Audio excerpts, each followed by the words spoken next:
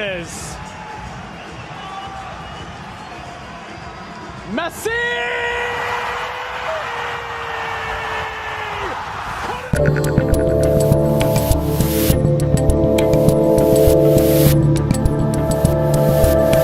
How you doing, people? What's going on? We cold opened you there with some sports because Lionel Messi, who is arguably the greatest soccer player of all time, Brock, you're saying absolutely the greatest soccer player of all time, who played most of his career in Europe for Barcelona, won the World Cup last year.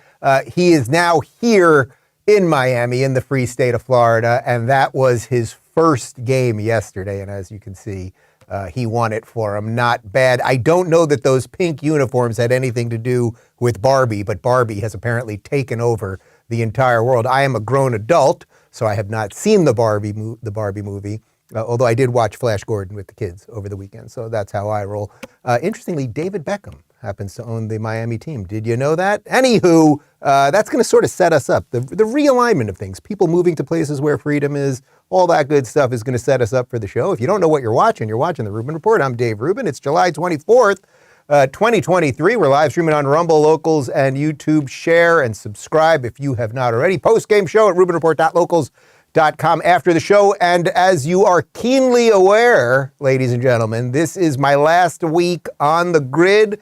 We are rolling into August, so Thursday will actually be our last show. We are doing a Miami meetup that night with the Locals community, so you can join the Locals community if you want to join us for some drinks and some food and some good times in a sweltering, it's rather warm in August, to late July, August in Miami, but that's all right. If you want to join us, rubinreport.locals.com. And then I'm off the grid till August 23rd. I come back in Milwaukee at the big first Republican debate. We got Nikki Haley's going to join us. Governor DeSantis is going to join us. We're working on a couple of the other candidates, and it's going to be a big setup. I'll come back having no idea what's going on for a couple of weeks, get right to it, debate, all that good stuff. And I thought what we would talk about today would be this sort of realignment that I'm always talking about, and the mid-range people. The people that are maybe between, say, the Bill Maher RFK types, and then let's say the Jordan Peterson, Dave Rubin types, that there is this group of people who are roughly trying to make sense of some of this stuff. And yesterday, if you didn't see it, last night actually, on the Bill Maher podcast, Club Random, Jordan Peterson sat down with Bill for about an hour and 45 minutes. We're going to show you a couple clips and then kind of relate that to all of the realignments that are happening, because Ron DeSantis was on Russell Brand's show a couple days ago. Vivek was on the All In podcast, which is mostly Democrats except for David Sachs. So a whole bunch of people are trying to piece this thing together. Maybe we all don't have the same candidate. Maybe we all don't feel exactly the same way about abortion, this or that or the other thing. But we are all realizing that this experiment is pretty good and we would like it to continue. So that's what we're doing today. Let me talk to you about My Patriot Supply and then we will get to it. Guys, as you know, our world can change in a moment's notice. We're currently on the brink of economic collapse and it is scary. But if you don't think you need emergency food right now, wait a day and see what happens. Just don't wait too long.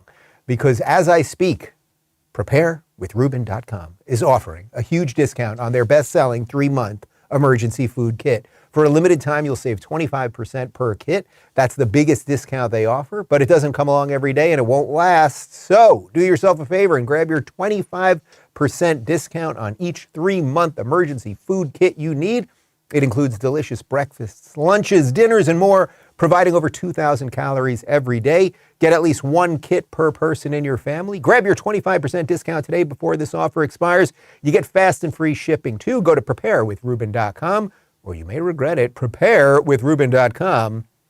And now back to me. Okay, so these new alignments, they're happening. They're happening publicly. They're happening in all of our personal lives. We're realizing, hey, we've got to get out of this, as I always call it, endless descent to hell, right? This is a problem. So anyway, I was elated to see last night that Jordan Peterson sat down with Bill Maher. And Jordan, this was about 40 minutes in. It took them about a half hour. It was actually very similar to when I sat down with Bill, where for the first half hour, we're kind of feeling each other out. Like, you kind of got to get the vibe, what's going on here. Maybe we disagree on some stuff. Oh, no. But then about 40 minutes in, they started locking in. And then it got really kind of thoughtful and interesting after that. Jordan actually posed Bill a question. He asked him, when does the left go too far?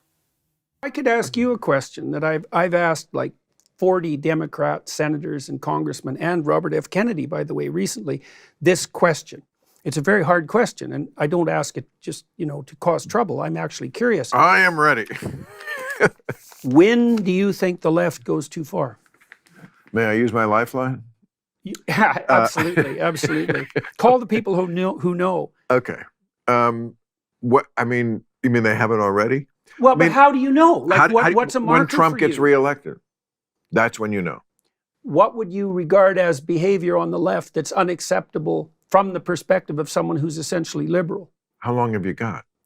I mean, the theme I've been trying to promulgate as much as I can the last 5 years, partly just in self-defense of people who say I've changed, I have not, is that wokeness is not something that expands on liberalism. It's something that undoes it. And I think you are on the same page generally.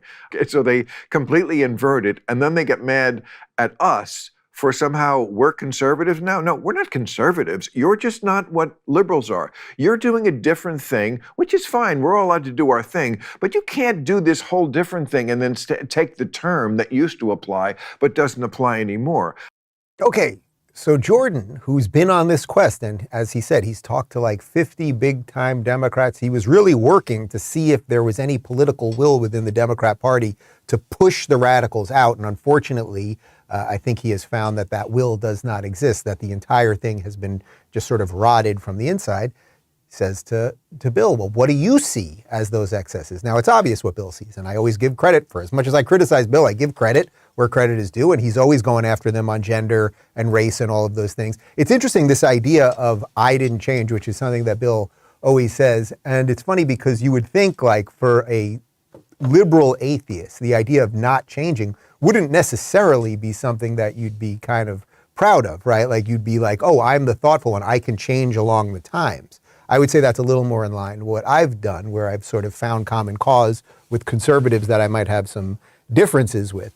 But in essence, regardless of that, Bill is actually sort of doing that with Jordan. That's why he's sitting down with those people, and it was very obvious how much he respects the guy and everything else.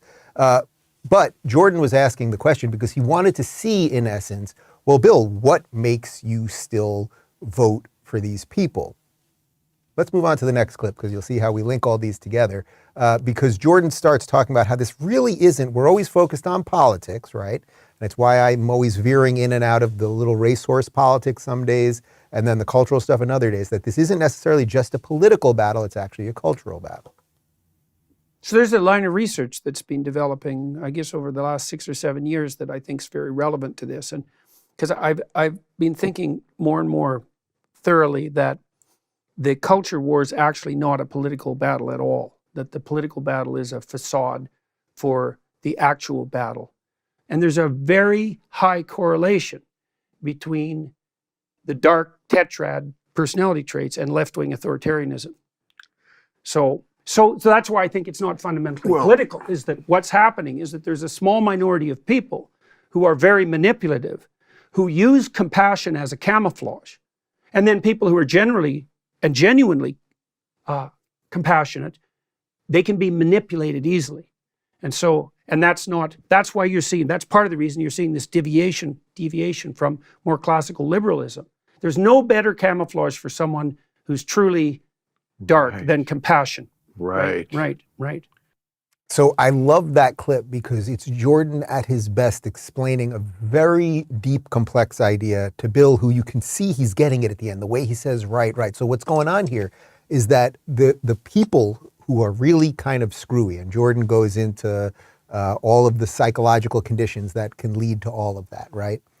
That their behavior online and the anonymity that online life affords is actually being weaponized against the people who are genuinely compassionate. So the liberals, all your liberal friends who are watching this, who are just the normal liberals, the old school classical liberals, who put tolerance at the top of that hierarchy, they have been abused and manipulated by the activist base. And the activist base, again, because it uses the cover of anonymity, you have this crazy force that nobody seems to be able to stop. And then what Jordan's saying is, then our politicians are really just a facade for what the real fight is about. There's a real fight that's going on within all of us, our behaviors, how we're all reacting to reality as it's now given to us by algorithms and a whole bunch more. And the politicians just sort of behave within that. They're just reacting to it, but they're not the drivers of all of this stuff, which I was glad to see Bill kind of like picking up on that sort of that notion. There was one other nice moment I want to throw to here, which was Bill just telling Jordan how happy he was that he was back and that there is this group of people trying to make sense of some of this stuff. Can't tell you how great it is to have you back. Well, thank you, I mean, sir. honestly, there was a lot of people who, when you were down and out, were very sad that, like, oh man, that is one guy on the team, and our team is not that big. Yeah. That we yeah. cannot afford to lose. You know, so to have you come back and be so on it and looking good and funny and, you know, brave as always, man, that is. So what is this team is the question, right? What is aligning these people with each other? I would say for the most part with guys like Bill Maher and Jordan Peterson, it's free speech. It's classical liberalism when it's able to be applied. If you watch the whole interview, Jordan basically gets into why he thinks the classical liberal experiment failed, that in rough times it just doesn't really sort of operate in a functional way. But let's just set that aside for now. Maybe we'll get to it at another point. But this team is interesting to me because you've got guys like Bill Maher and guys like Russell Brand. So Bill, let's say, is an old school liberal. Russell would be thought of as more of a leftist. Then you've got Jordan Peterson, who now is thought solidly as a conservative, works with Ben Shapiro and Dennis Prager, who certainly are conservatives. But we're all kind of talking to each other. There's something interesting there. Bill had Russell Brand on the show not too long ago and said the same thing to him. No, I'm so media stupid. It's essentially a competitor to YouTube, which has made its raison d'etre non-censorship that has been taken up initially by a lot of like you'd have to say right-wing voices, but doesn't have any skin in the game with regard to the kind of content that is put out, except for that you continue to own your content and you can say what you want, you can talk about what you want. And for me, freedom of speech doesn't mean freedom of speech to sort of condemn and criticize people. It means freedom of speech to attack establishment and look for ways to bring people together. Dave Rubin's on there. Yeah, I know Dave's been on. It's not his company though, right? But Dave owned, I believe, Locals, which is the sort of membership aspect of Rumble, which is essentially like YouTube. He's been here. I love him. Yeah, he's a great guy. And we don't agree politically. No. But we laugh about it. It's And here's the problem with where we are media-wise, especially free speech. As comics, we adore free speech. It's my lifeblood. I couldn't be. Yeah. I'm so grateful to the people who came before me who were martyrs for free speech. There was no doubt in my mind who the champions of free speech were and also the threat. And the threat was all on the right. Yeah. And the champions were all on the left. And that's not how I feel now. So when people say oh, why are you harder on the left? Well, that's one of the big reasons. I just mentioned Lenny Bruce. So I'm going to say that that's a sign from the universe. And by the way, Dave Rubin's always trying to convince me about the universe, which I find amusing. But I'm going to pretend there's such a thing as the universe. It gives me messages.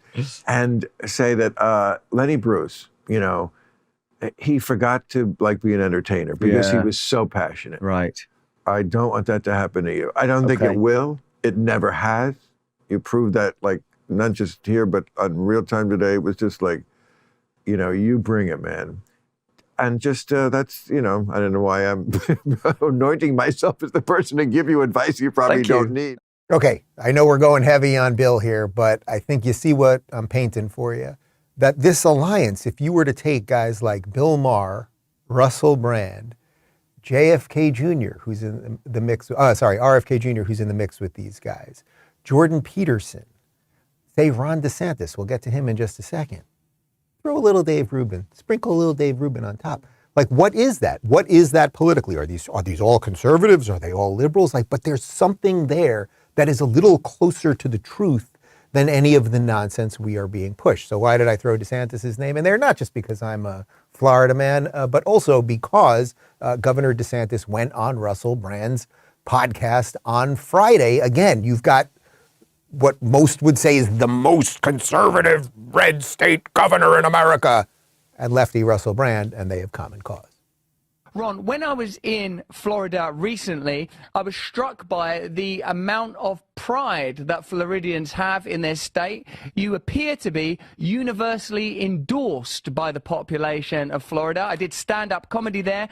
A lot of my stand-up was talking about measures taken in the pandemic where I live in the UK, and the broad and, I would say, spookily ubiquitous response to the pandemic in most places in the world, except, one might contest, in Florida. I'm sure that the sense of state pride that Floridians have is a source of great joy to you. I wonder how you came to the position of confidence in taking a stance that was antithetical to the stance taken elsewhere in America. Well, I'm glad you noticed that. I was born and raised in Florida, and while I've always loved the state, we didn't have the same type of pride growing up that, say, people in Texas have about Texas. And yet in the last few years, particularly since I've been governor, we've developed that pride. And I think a lot of it's rooted in the fact that we told people like Fauci to take a hike during COVID. We were going to do it our way. We were going to be the free state of Florida. And obviously that meant people had a right to work, right to operate businesses. Kids needed to be in school. We fought back against mandates, both in terms of not letting local governments impose mask mandates, not letting government or business impose COVID vaccine mandates. So in every step of the way, we were really leading. Okay, again, you've got lefty Russell Brand and Ron DeSantis agreeing on what freedom is. Now, they might disagree in other ways on what the government's supposed to do related to certain things, say the environment, whatever it might be. But again, this wide swath of people, Russell Brand, Bill Maher over here, Jordan Peterson, Ron DeSantis over here, and I would say the vast wide swath of Americans are right in between those things. And that's what we need to be drawing more people to, right? It's not to change anyone's religious beliefs. It's actually not to change anyone's mind on anything other than to understand there's a country of about 350 million people here. We've done it pretty damn well for 200 plus years, and we're on the precipice of throwing it away unless we're able to have these conversations and fight the real problem, which right now, the real problem is the swamp, whether it's just purely the DC swamp or it's the media elite, corporate press. That's the swamp, and Russell and the governor talked about that as well. You still have people today, Fauci and the like, they think that what they did was right. They think that these lockdowns worked. And so my fear is if this happens in the future, a lot of these people are going to want to do the same thing again. So one of the things I pledged as president, and I think I'm the only one running on the Republican side who will be willing to do this, we're going to bring a reckoning to this health bureaucracy and this medical swamp, because these agencies like CDC, NIH, FDA, they failed the American people. They become corrupted, and they did a lot of damage with these unscientific anti-freedom policies. Well, that's pretty heartening to hear. In retrospect, your stance increasingly seems to have been the correct one. And that's interesting and exciting, in fact, to hear you talk about a reckoning. Interesting, because if you listen to my interview with RFK Jr. from a couple of weeks ago, or if you've listened to virtually anything that RFK Jr., who's the renegade Democrat right now, he sounds an awful lot like the governor of Florida, the Republican governor of Florida. Again, there is a lane for all of these people. We got to figure out what that looks like. I'll even go further now and show you how some of this realignment is happening, because Vivek Ramaswamy, and I've had some issues with Vivek, I basically like him. I think he's been a little, some of his stuff with DeSantis seems a bit much, like there's some coordination with Trump. Okay, fine. That's just internal politics. But he went on the All In podcast. Now, the All In podcast, 3 of the hosts are pretty much Democrats. I think they call themselves Democrats. And then you've got David Sachs, who is the more conservative of all of them. And they started talking about populism and why it's the movement, populism. That's the thing I'm talking about right now, that's bringing all of these people together.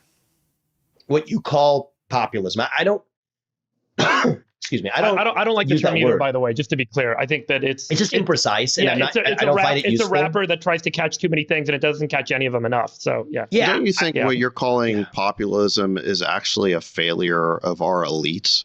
Isn't that what's going on? We saw during COVID that all the health authorities did a horrible job, the CDC and the NIH. It turns out they were funding gain-of-function research, which may have caused COVID in the first place. They were doing experiments on bat viruses. Which almost certainly did cause. Yeah, exactly. So, we keep finding out that the elites who are supposed to be running the country and running these institutions are doing an absolutely horrible job. That's what the reaction is against. Then people come along and label it populism and say it's going to lead to fascism. It's like, come on, that is a way of protecting the people in power from accountability for the horrible job they're doing. It's well said. Absolutely. Yeah. Okay, so that was obviously more Sachs than Vivek, but Sachs lays it out perfectly, what the problem is and how they try to scare you into ever finding a solution. I credit Vivek for sitting down with these guys. This is the point. Again, he fits within that lane as well. Now let's go a little bit more to what Vivek was laying out as the alternative vision to all the nonsense we've been dealing with. This thing that I'm calling woke is turning into, which is a more broader kind of social, psychological issue that we're all grappling with. Right. And how it's now leached its way into politics. It's leached its way into nonprofits. It's leached its way into corporate America, into for-profits, into the military, into government, et cetera. Obviously, since that was published, it has now become this hot term that has different meaning for different people, and it can be pretty inciting in terms of how people react to it. I appreciate you saying that, Dave. Yeah. I appreciate you saying that, Dave, because my net prescription is actually we dilute not just wokeism. I mean, that's just part of the story. We dilute secular religions, the rise of secular religions. Right. And I don't call them even religions because the religion has withstood the test of time. A cult has not. But the rise of modern secular cults, we dilute them to irrelevance by filling that void with an alternative vision. And so, if one political camp might offer race and gender and sexuality and climate as a prescription for the void, I think where conservatives fall badly short is by simply being anti those things without actually offering an alternative vision of our own.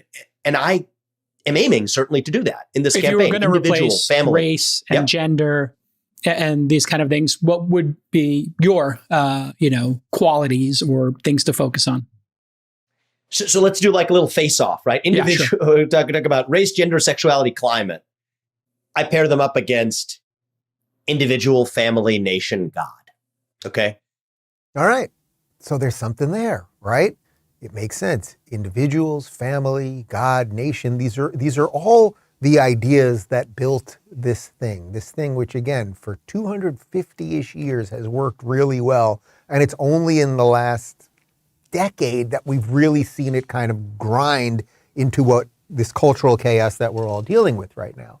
So now if you take this wide swath, again, you take a bunch of guys who are Democrats on that show, except for David Sachs, sitting down with Vivek, an absolute conservative, Russell Brand sitting down, Russell Brand lefty, sitting down with DeSantis, opposite ends of the spectrum, but both believe in freedom. Maybe they believe a little bit differently on how to get there. That's usually what it's about. Peterson and Maher, like Maher telling Peterson, man, I'm so happy you're back. It's like, you guys are definitely going to vote in different ways. And that's a problem, right? Maybe that's why we need some more choices. But I would say at this point, I've illustrated what this thing is, right? So you're with me. Hopefully you're roughly with me that there's this lane that we can kind of all get in, right? And it's not fully based on politics. It's culturally anti-woke. We all get that. But who is the opposition to this thing? Like, where is it really coming from when we talk about the elites and the corporations and everything else? Well, now I'd like to show you a video that I saw on Twitter that somebody spliced together of Disney, the Disney Corporation that Ron DeSantis guy was smacking around not too long ago, then versus now. And I think you'll sort of capture how we lose control of our own culture over time. Take a look. The flag stands for us as a group of people being united and being with each other in a time of need. This country was built on slavery, which means slaves built this country. The flag means everything to me. It means life, it means freedom, it also means unity, and it means love.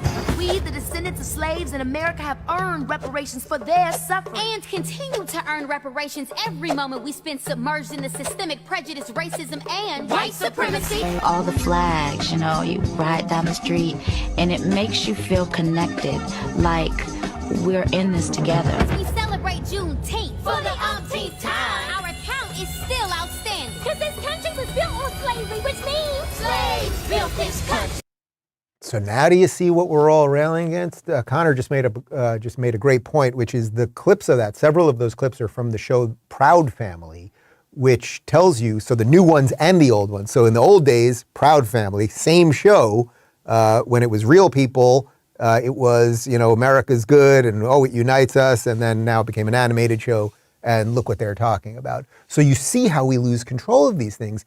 And they aim it at children because they're going for the generations whose minds are malleable, who they can basically turn them into walking zombies of woke lunacy. But it continues. This is super interesting. As you may know, Disney is remaking Snow White. This video is actually from September of 22. The actress who will be playing Snow White, her name is Rachel Zegler. She was interviewed with Wonder Woman. What's Wonder Woman's name? Gal Gadot.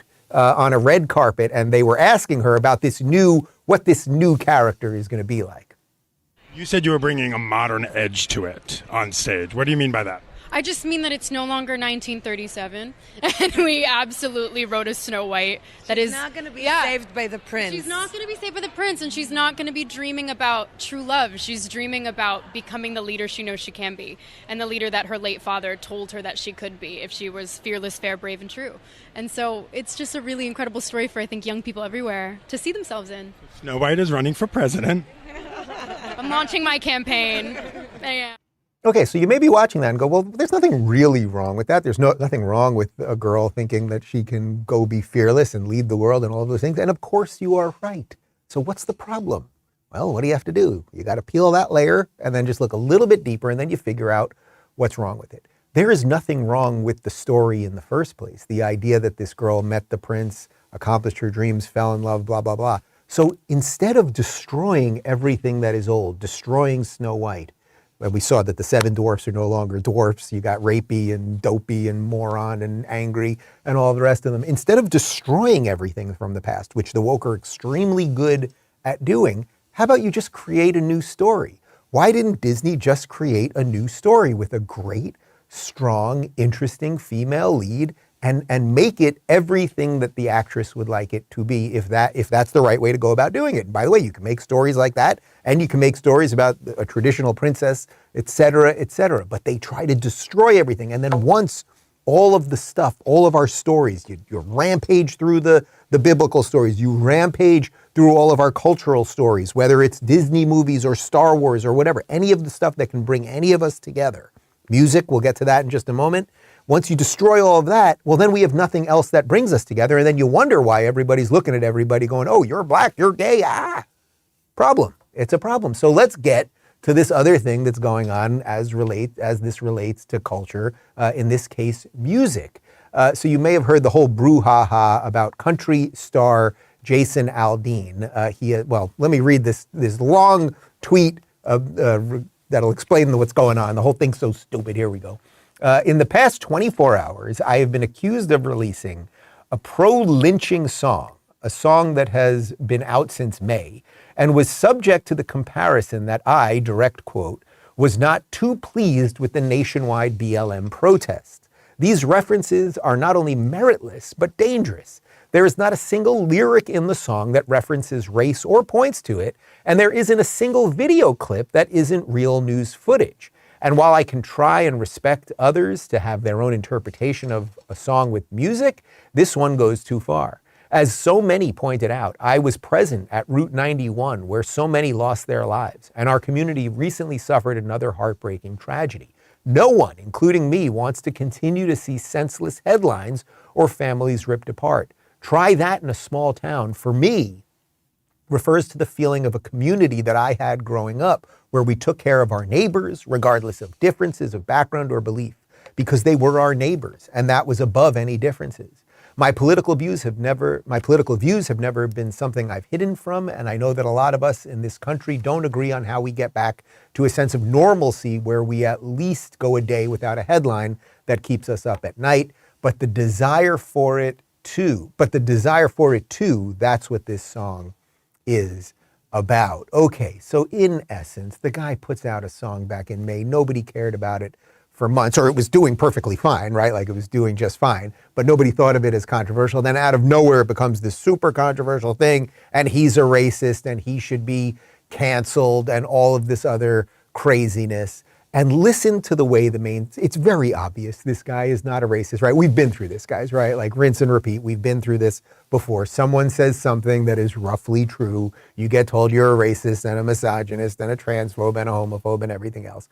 But watch the way the mainstream media is treating this story. Here are I'll put up the warning. Here are the crazy women at The View. And here's Whoopi. And no, Whoopi doesn't even know what watch the way she's reading this thing. She doesn't even know what she's saying or why she's outraged, but she'll say it.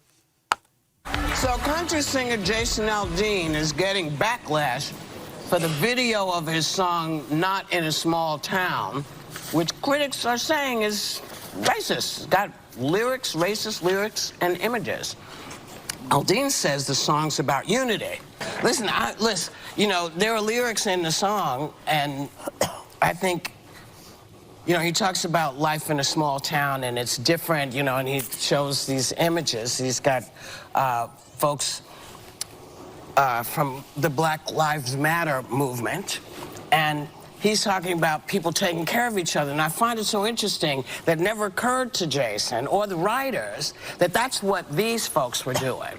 They were taking care of the people in their town because they didn't like what they saw. Just like you talk about people taking care of each other in small towns. We do the same thing in big towns. You just have to realize that when you make it about Black Lives Matter, people kind of say, well, are you talking about black people? What are you talking about? Man, it's just such a damn shame because I really did love her as an actress. I say it all the time, right? Like Ghost and Sister Act and like all that stuff. She was so great. She has no idea what she's talking about. She's never listened to the song. I just read the statement from the guy. Also, what is she talking about? That the people, in essence, she's saying, the people in the big cities who burned down the cities, it was because they were taking care of their communities. Tell that to the people at Foot Locker and Pep Boys. You know what I mean? It's like, it's just nonsense. It's like pure nonsense to pretend that he's racist because he grew up in a place where they took care of each other, which is what we should all want, right? It's why you should move to a community that is somewhat in line with your values. It's why big city life is so frayed at the moment because people have no connection with each other. Even when I lived in New York City, I lived in a small, 5-story walk-up. You had like 3 other apartments on the same floor. 10 years living in the same apartment, barely knew anybody. Like you'd say hi to somebody, maybe, usually you ignore them, and I didn't know anyone's name. It's like, I know all my neighbors' names here. It's just different and it's reality, but she's somehow framing it, they were protecting their community by burning the whole thing down and looting and taking all those flat screen TVs and all that. But don't worry, I don't want to be too harsh on Whoopi because, I've laid out who I think the best and worst hosts of The View are. They're all bad. But Sunny Hostin, she's even worse, and here she goes. And unfortunately, this became the #1 song on U.S. iTunes. We have a problem in this country about race, and the biggest problem is we refuse to admit that it exists. Well, don't you think that a lot of this big city, small town business is racist, is about race? The cities have more black people than the small towns. Of course. People are so incredibly stupid. First off, as Brock pointed out to me, saying something is #1 on iTunes is a completely ridiculous stat because who's using iTunes to buy music anymore? I have not bought a song a decade. You guys are young kids. You're out there on the computer and everything. Daphne, when's the last time you bought a song? Ever? Have you ever bought a song in your life? 10 years ago. Connor? 10 years ago. Phoenix? 10 years ago. Brock? Over 10 years ago. Nobody buys music anymore. You have Spotify, you have Apple Music. whatever app you're using. So the idea that it's number one, it doesn't mean it's sold a ton. And it certainly doesn't mean that people were buying the song because they're racist, right? Like, it's just brainless. And then Whoopi again trying to just associate everything to black people live in cities and white people live in the suburbs. You know, there are black farmers, Whoopi, Joy. Joy. But, well, continue with Joy. Oh, here we go. But he has to understand that the big cities are supporting the small towns. Blue counties are responsible for 70% of America's economy. The big cities are really providing the things that you have in these small towns. You should not be against big cities. Joy, have you ever put food in that feed bag? Because you know where the food comes? It doesn't come from the cities. It comes from those suburban areas. It comes from the farms. It comes from those places that you never go to, right? That's where I used to live right 2 blocks away from you on the Upper West. I remember, Joy, you think we were doing a lot of farming over there? It's so insane. Yes, there's a lot of economic activity. There's a lot of trade, right, that's going on in the cities. People are buying a lot of crap in the cities. That is true. But which one's going to go down first and which one would survive? Zombie apocalypse, the aliens show up tomorrow. All hell's breaking loose. The cities go down immediately. It's the people out there in the suburbs who grow food for themselves, who have a little bit of land, who can protect themselves, who aren't reliant on the system. You have everything backwards, you joyless dullard. But the point is, they're not just going after people on the right. Now let's link this to what I started the show with. When you watch people on The View, they're not just going after people on the right, and they're not just going after the perceived racists like Jason Aldean, who is not racist.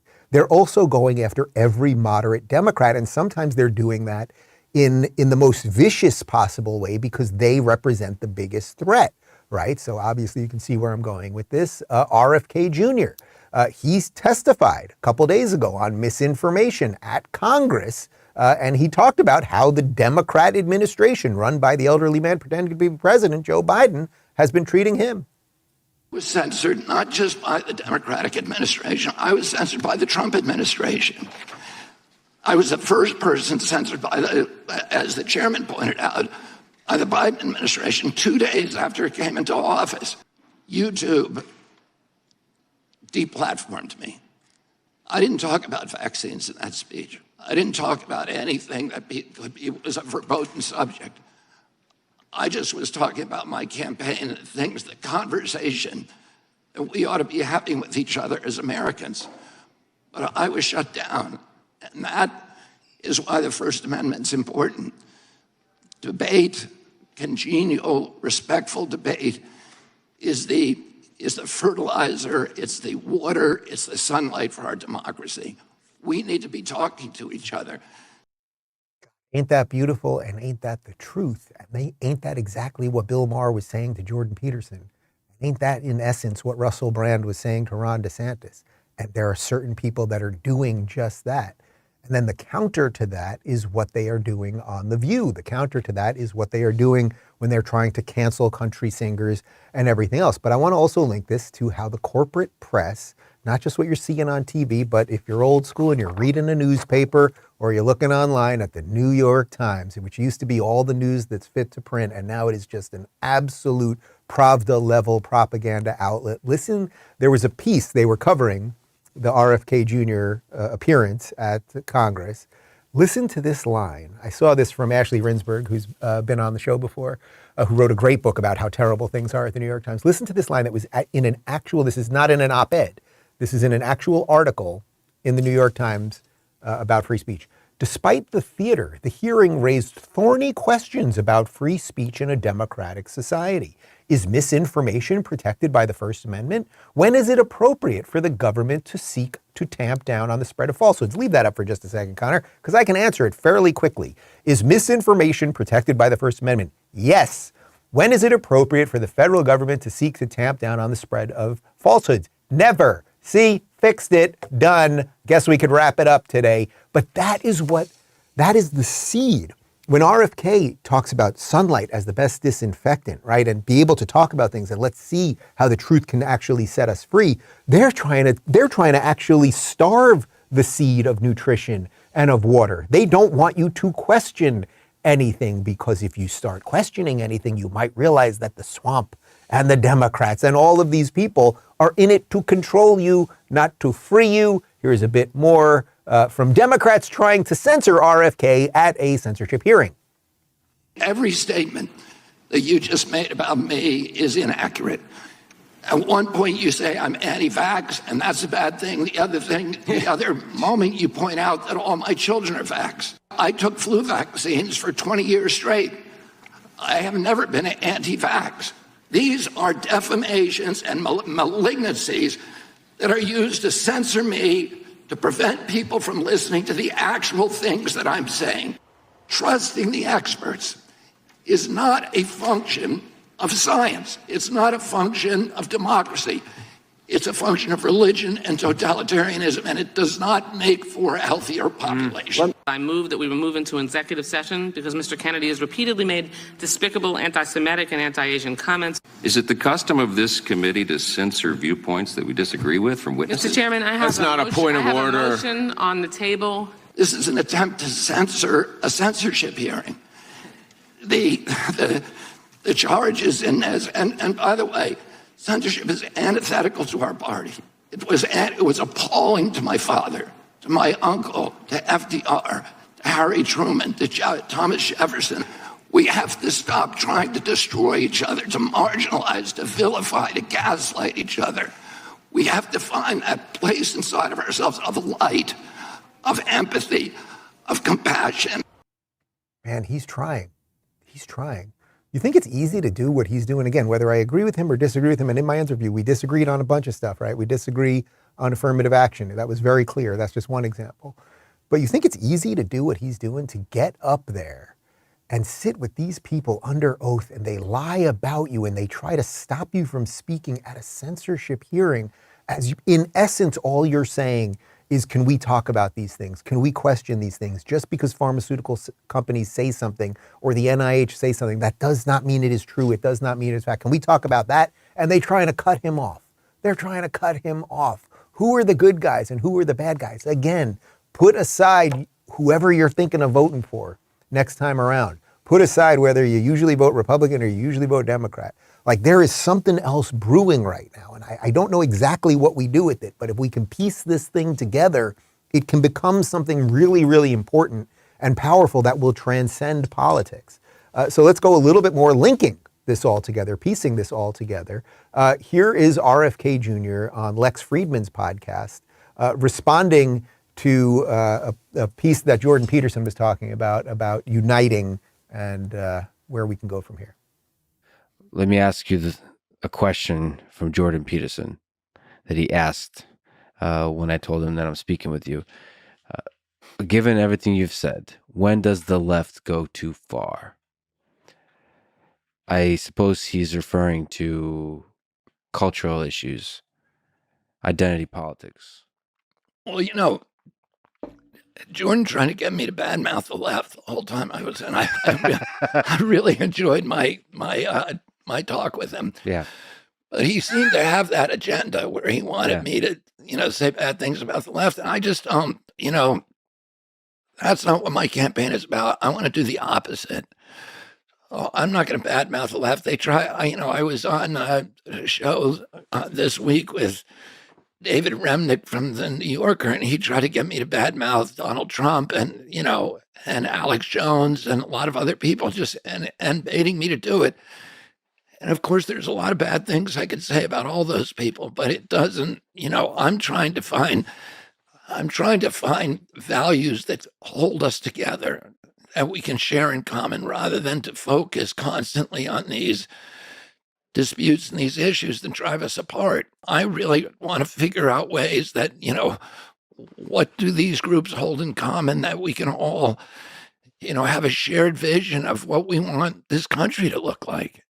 It's interesting because I obviously agree. The whole purpose of today's show was that I agree with the spirit of that. I actually think you have to do both. I get why RFK, he doesn't want to just sit there and lambaste Trump left and right. And he also doesn't want to sit there and lambaste the left all day. I think you sort of have to do both. Or everyone has different roles in this and everything else, right? Like I tell you what I think for a living every day, so I'm talking about why it's crazy what the corporate press is doing and what AOC or The View or all those things. I think you do have to call that out.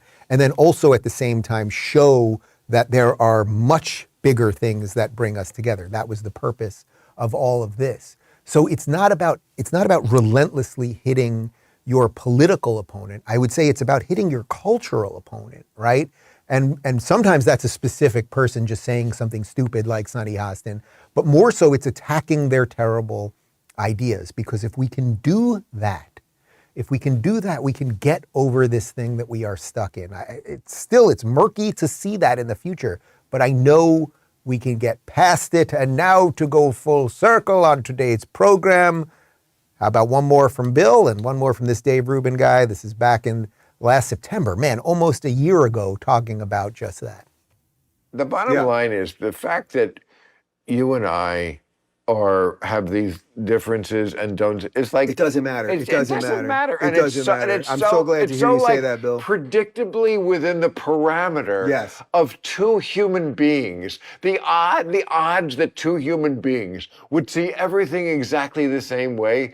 How pathetic and annoying and ridiculous. Gross. Yeah. And ridiculous. Yeah. So the fact that we both fall within the 30-yard line of each side is like, it's how could you expect more than that, or even care that it's not more than that, or not love the person?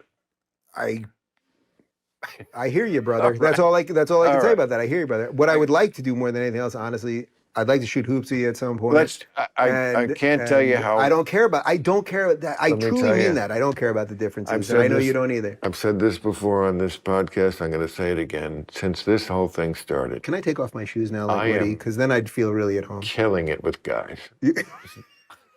I am making so many guy friends now that I didn't have before, and I'm glad you're one of them because this was super fucking fun. But it's over now. That's it. Now I got it. Oh, sorry, Bill. I have to get on the plane and ring the bell. You get it. You got it. Phoenix, I think we put together a fine program today. I'm very proud of all you people in this room. I think we made some sense here. And let's see if we can now, blueprint that sense across disciplines, across media, across the political divide. I don't know what it means exactly, right? Like these people will still end up voting in different ways. I accept that. Most likely Bill Maher, Jordan Peterson's not a citizen of the United States, but if he was, they'd probably vote in opposite ways. Okay, there's something to think about there. But you got it. Russell Brand, also not a citizen of the United States. But I'm pretty sure if he was here, he would vote for Ron DeSantis. But the voting part is not really the thing. There's something else. I think we're on it. Guys, it's Monday, which means it's Meme Monday over at the Rubin Report Locals community. Here's what I put up. This is the Ukraine war summed up quite Ukraine just bashing its head over and the U.S. just helping it beat its head relentlessly. We had to cut the audio on this one because it was copyrighted. Guys, we got a post-game show for you right now at rubinreport.locals.com. My full interview with Liz Wheeler is up. Is part one up on the other platforms there? Or it'll be up this afternoon, right? Full is up on Locals. Full is up. Full's up everywhere. Liz Wheeler, everywhere. We leave you with a little, we're not doing something funny on the way out. We're leaving you with just pure wisdom and heartfelt knowledge from JP, and we'll see everybody on the other side. Ciao. What's real? Matter. It's like, okay, that's one answer. What's real? What matters is real. That's how you act. That's different than matter. What's the most real of what matters? How about pain? Why is it the most real? Try arguing it away. So pain is the fundamental reality. Doesn't that lead to nihilism and hopelessness? Yeah, doesn't it lead to a philosophy that's antithetical towards being? The most fundamental reality is pain. Yes. Is there anything more fundamental than pain? Love. Really? If you're in pain, love and truth, that's what you got. And if they're more powerful than pain, maybe they're the most real things. Because if you're a scientist, a materialist, think, well, the matter is the most real. It's like, well, you don't know what the matter is. When push comes to shove, and it will, you'll find out what's most real.